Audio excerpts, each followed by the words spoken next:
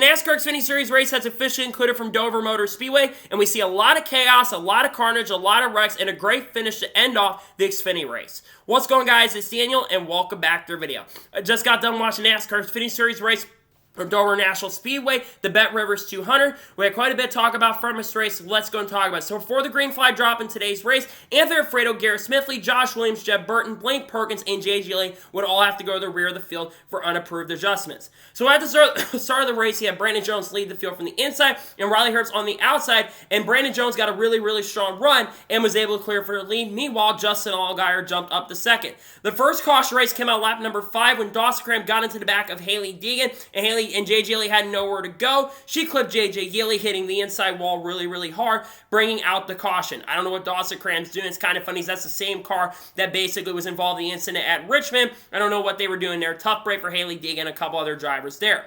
So then, there was starting to be some light rain issues in the area, and rain would become a big part of this race. So then on the next restart, you get Brandon Jones lead the field from the outside with Justin Allgaier on the inside, and Justin Allgaier got a fantastic restart and was able to clear for the race lead. Then on lap 26, the next caution race to come out for Ryan Sieg, who stopped in turn number 2 after basically having a fire under the hood. The tire basically caught fire, and unfortunately his day would come to an end. Glad to see Ryan Sieg get out of the car. Dangerous situation there. Glad to see Ryan Sieg be able to get out of the car. So then during this caution, Josh Williams, Jesse Love, Parker Retzlaff, David Starr, Kane Honeycutt, Shane Van Gisbergen, and Jeremy Clemens, David Starr all came down pit road while the rest leaders stayed out. And also, we saw Josh Williams get a speeding penalty.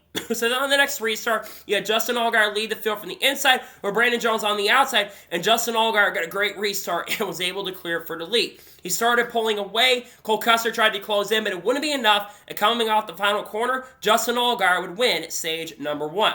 So then the cars that had not come down pit road during the lap 29 caution, they would come down pit road, with Cole Custer winning the race off pit road, and Justin Allgaier, who came down pit road, was third because he lost a few spots coming off of pit road. And as they're about to go back racing, Blake Perkins stopped on the track in turn number 2 because his car caught on fire, very similar to Ryan Sieg's, and his day will come to an end. Glad to see Blake Perkins get out of the car.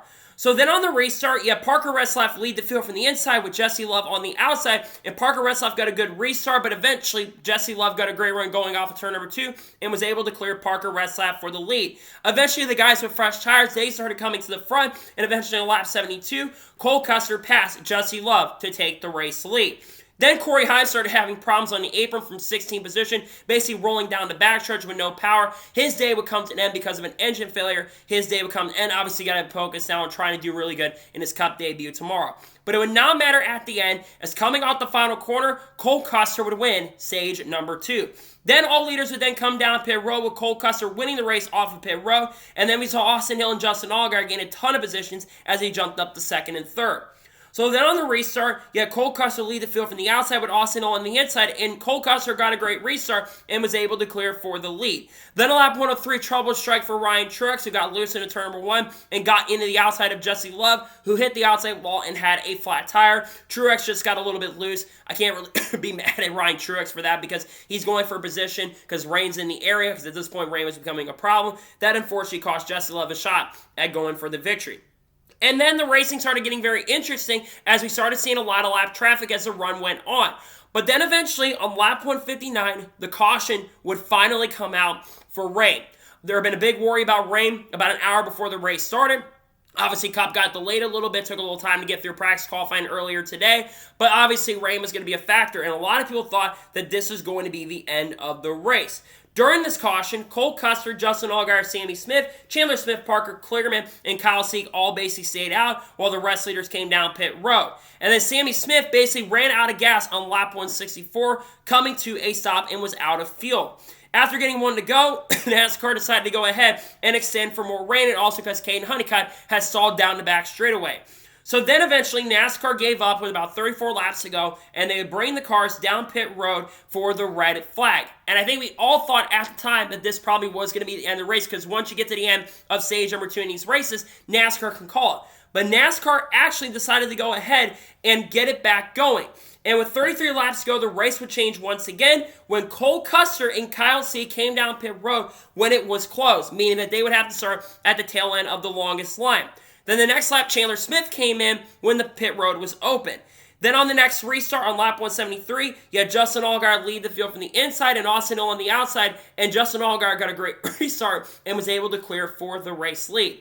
Then on lap 174, trouble strike for Brandon Jones, who spun on the backstretch after trying to avoid AJ Allmendinger, who got into the outside wall. Brandon Jones had nowhere to go. He spins out, bringing out the caution. And then during this yellow, Justin Allgaier, Parker Kligerman, and Kyle Sieg would then come down pit road. So then on the next restart, you had Austin Hill lead the field from the outside of Carson Quaffle on the inside, and Carson Quaffle sadly spun the tires, and Austin Hill was able to clear for the race lead. And Austin Hill had the lead at one point as Sheldon Creed was also trying to close. Then with 17 laps to go, Sam Mayer will get loose coming off of turn number 2. Then we'll get into Taylor Gray, and Taylor Gray hits the outside wall really hard, bringing out the caution once again. And this would sadly end Taylor Gray's day. A ton of damage on the right front. They broke multiple parts on that car. His day would come to a close. So then on the restart, you had Austin Hill lead the field from the outside with Sheldon Creed on the inside, and Austin Hill had a bad restart, granting the lead over to Sheldon Creed. But then eventually, after Sheldon Creed was very nice and passed him clean, Austin Hill decided to play a little dirty and gave a bump and run to Sheldon Creed, and Austin Hill was able to pass for the race lead. And they started battling back and forth for the next 2 or 3 laps. This was really, really fun racing. But eventually, with 7 or 8 laps to go, Carson Quaffle got a fantastic run, and he was able to take the race lead. Then with 7 laps to go, the race would change. Justin Allgaier got in the back of Riley Hurts, who spun out coming down the front straightaway, and multiple drivers got collected, including Kyle Sieg, Brennan Poole, Lee Hunneman, Daniel Dye, and Sammy Smith. Ton of damage, a lot of ARCA brakes there. It looked like just nowhere to go for some of these guys, and unfortunately killed a lot of people's really good days. And the caution would be out there. So then, on the first overtime restart, Carson Quaffle lead the field from the outside with Austin Hill on the inside, and Carson Quaffle got a great restart, but Austin Hill tried really, really desperately and really hard to get the race lead. But going into turn number 2, they door coming into turn number 2, and Austin Hill ends up spinning out and getting sideways, bringing the caution out. And Justin Allgaier got also into the outside wall, getting a ton of damage. It's just racing for the win, in my opinion. That Austin Hill raced hard with other people. He shouldn't be mad about that. Carson Quaffle's going for his first win. Austin Hill's already got multiple wins this season. I don't think Austin Hill has any right to be pissed because he's going for the overall win, and he wrecked himself. It's just going for the victory overall. So then, on the final restart, you had Carson Quaffle lead the field from the outside and Ryan Truex on the inside. And as they went into turn number 2, they're battling side by side down the back straightaway. It looked like Carson Quaffle was eventually going to clear, but Ryan Truex got a great run, sends it into turn number 3, and is able to clear Carson Quaffle for the race lead. And as they're coming to the white flag, Ryan Truex had the race lead. Coming off of turn number 4, Justin Allgaier would crash. He hit the outside wall really hard. Multiple drivers would get involved in the wreck, bringing a final caution out under yellow, handing the win to Ryan Truex, who picks up his first win of 2024 and his second career NASCAR Xfinity Series victory. Ryan Truex, no doubt, did not have the fastest car, in my opinion, but Ryan Truex is in the right position and right time. Coming into this weekend, he was my pick to win. They were solid in the long run, but they were also extremely loose throughout this race. The track conditions were a little bit different than the race yesterday. Not the race, but the practice and qualifying yesterday. But Ryan Truex comes in and seals the win. Congratulations to Ryan Truex. Obviously, his home track now has gone back-to-back at Dover. I really hope he gets to go full-time in the future, because I really like Ryan Truex a lot. This is an absolute huge dub for Ryan Truex. Congratulations to him on picking up his first win of 2024 and his second career NASCAR Xfinity Series win. Had to ruffle some feathers at the end. He apologized to multiple drivers like Jesse Love, but nonetheless, congratulations to Ryan Truex on picking up the victory.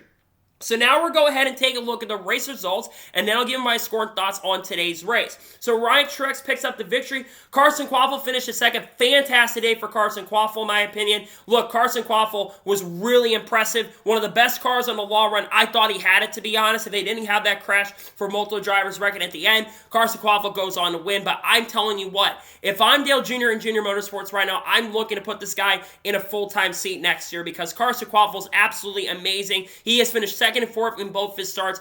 Fantastic day for Carson Quaffle in second. Was extremely and super impressed with the speed he showed today. Sam Mayer finishes third. Another good run for Sam Mayer. It's been really a struggling year for this one team so far. Obviously won a couple weeks ago, Texas Motor Speedway. Good to see Sam Mayer have a very solid run in third place. Good run for him. Sheldon Creed gets the top 5 in fourth place. It's been feast or famine for this 18 team so far this year. They've either finished in the top 5 and contended for wins, or they've been involved in incidents and wrecks on the track. Fourth place, a really good day for Sheldon Creed, and gets a lot of points.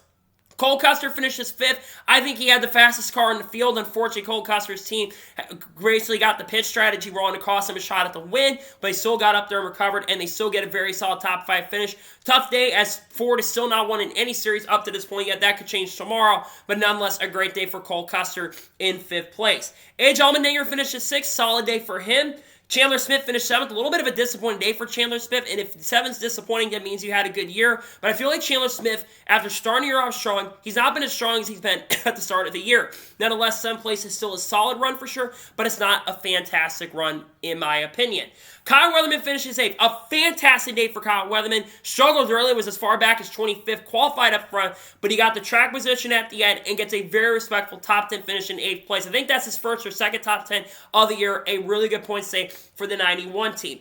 Anthony Alfredo finishes 9th. He wins the Dash for Cash. I'm telling you, this 5 team has been really impressing me so far this year in 2024. They've looked really good at times. They've looked really fast. They've driven clean, and they get another top 10 finish after finishing 3rd last week. Good run for Anthony Alfredo. And Parker Reslap finishes 10th. Great run for Parker Reslap. Play a little alternate strategy near the middle portion of the race. Good day for Parker Reslap, who I think gets his first or second top 10 of the year so far. Jeb Burns finished 11th. Not a bad day for him. Parker Kligerman finishes in 12th. Decent day for him. Ryan Ellis gets a top 15 and 13th place. How about that? They struggled early, but they made that car better, and he gets top 15 and got back on the lead lap. He gets a respectful finish in 13th. Good day for Ryan Ellis. Jeremy Clements finishes 14th. Solid day for him. Austin Hill recovers a little bit to finish inside the top 15. He had a fast car, in my opinion. Not the strongest car by any stretch of imagination. But man, Austin Hill did not close out the deal. He still does finish in the top 15, which is not that bad. Shane Van Gisbergen finishes 16th. He is now credited with the top 20 finish. If you would have told me that SVG, how much he struggled early in this race, that he would have been able to recover and nearly get a top 15, I probably would have laughed at you. That's why you never give up. Very solid performance today for SVG. Very good comeback for him for sure. If this is about the worst you're performing, then I think the field should be worried because I think SVG is going to start getting better on these types of tracks. 16th is pretty good, all things considered. Actually, 16th was Riley Hurts, 17th was Justin Allgaier. Justin Allgaier had a really strong car today, unfortunately. But Justin Allgaier, had a great car, just got caught up in some wrecks and incidents. He finished 17th. SVG finishes 18th, not 16th, still does get a top 20 finish. Brandon Jones finished 19th, started off really strong. Got involved in a couple incidents and wrecks. He finished 19th. Daniel Dyke is a top 20 in 20th place. Brendan Poole finished 21st. Leon Honeyman finished 22nd. Caden Honeycutt, who started in a decent position today, he finished 23rd. Jesse Love finished 24th. Josh Williams, who struggled a lot this year, he finished 25th. David Starr finished 26th. Kyle Seek finished 27th. Patrick Emily finished 28th. Dawson Cramp finishes 29th. Garrett Smithley finished his 30th. Haley Deegan finished 31st. Tough day for her getting involved in the incident and wreck. 8 laps down. Not a great day for her. Just struggling a lot this year so far. She finished 31st. Matt Benedetto finished 32nd. The broadcast never mentioned this, but they were having some sort of maybe engine or damage on their car that cost them a great run because they were up front early, but unfortunately got some damage early. He finishes 32nd. Worst finish he's had, and they've had good speed this year, so tough break for the 38 team, who's obviously in a struggling position in the owner's points right now. Sammy Smith, after crashing out, he finishes 33rd. Taylor Gray finishes 34th. Corey Hine finished 35th. Blaine Perkins finishes 36th. Ryan Seek finishes 37th. And finishing last in 38th place is J.J. Yeley.